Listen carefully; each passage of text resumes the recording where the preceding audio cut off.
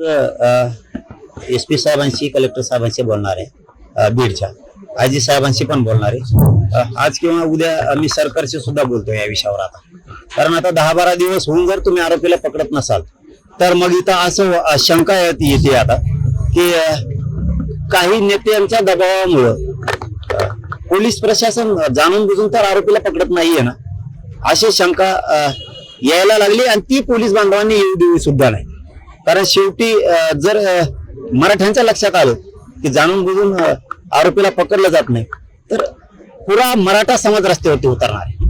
असं समजू नका की आम्ही प्रत्येक वेळेस तुमच्या होला हो करतोय, समाज होला हो म्हणतोय, तुमच्यावरती विश्वास ठेवतोय, तरी तुम्ही आमचा विश्वासघात करताय.